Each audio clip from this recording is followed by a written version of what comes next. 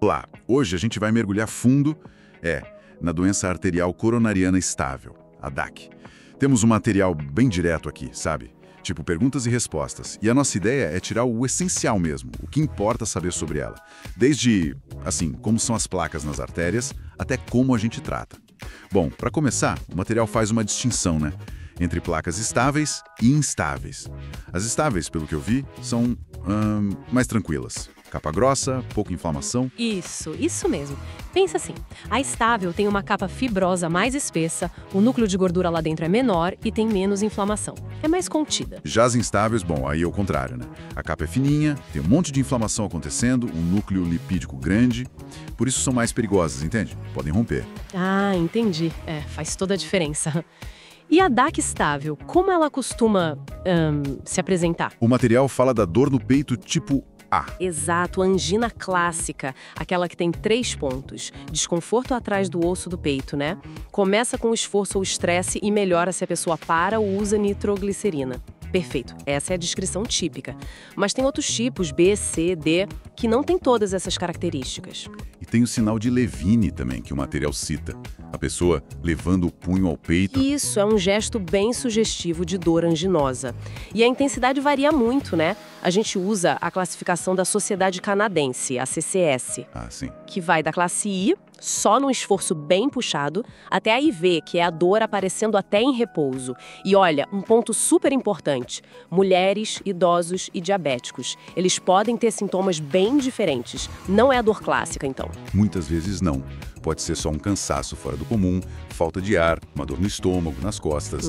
Isso dificulta um pouco o diagnóstico às vezes, né? Precisa ficar atento. Entendi. É bom saber disso.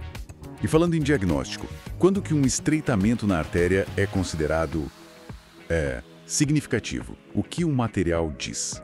Olha, pela angiografia, que é aquele exame que vê a artéria por dentro, a gente considera significativo uma estenose, um estreitamento de 70% ou mais numa artéria principal. Tem uma exceção importante, o tronco da coronária esquerda. Como é uma artéria muito crítica, ali um estreitamento de 50% já é considerado grave. Certo. E para investigar isso, quais os caminhos? Bom, depende um pouco da suspeita inicial. Se a probabilidade da pessoa ter a doença é intermediária e ela consegue se exercitar, o teste ergométrico, a esteira, costuma ser o primeiro passo. Ok. A angiotomografia coronariana também é muito útil, viu?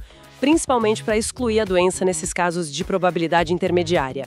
Ela tem um valor preditivo negativo alto, sabe? Entendi. E se a suspeita for alta? Aí, ou se os outros testes não foram claros, o cateterismo cardíaco ainda é o padrão ouro. Ele mostra exatamente onde estão os estreitamentos e a gravidade. É mais invasivo, mas dá a imagem mais detalhada. Beleza.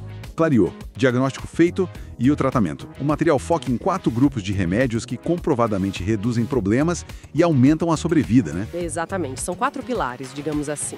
Os IECA, ou os BRAS, que ajudam a relaxar os vasos e proteger o coração. As estatinas, fundamentais para baixar o colesterol e estabilizar as placas. Essas são chave, né? Muito. Os beta-bloqueadores, que diminuem a carga de trabalho do coração, controlam a angina. E o AS, a aspirina em dose baixa, como prevenção secundária para evitar coágulos. A dose geralmente é 75 a 162 miligramas por dia, né? Isso, nessa faixa. E para crise de angina, aquele aperto forte, o alívio rápido vem com nitrato sublingual. Mas para o controle do dia a dia, os beta-bloqueadores são frequentemente a primeira linha para tratar os sintomas, junto com as outras medicações de prevenção. E quando só os remédios não resolvem? Ou se a doença é muito extensa? Aí entram as intervenções. Sim, aí a gente pensa em revascularização. Temos basicamente 2 opções. A cirurgia, a famosa ponte de safena ou mamária. A ponte. Ela é mais indicada para casos mais complexos, tipo estenose grave do tronco da coronária esquerda, ou doença em 3 vasos principais com função do coração preservada, ou em diabéticos com doença multiarterial.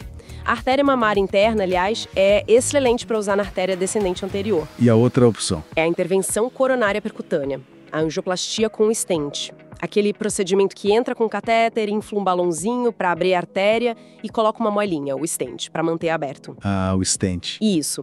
Geralmente é preferido para casos menos complexos, doença em 1 ou 2 vasos, desde que não seja no comecinho da descendente anterior, ou em pacientes com risco cirúrgico muito alto. Perfeito, então acho que conseguimos cobrir bem, né?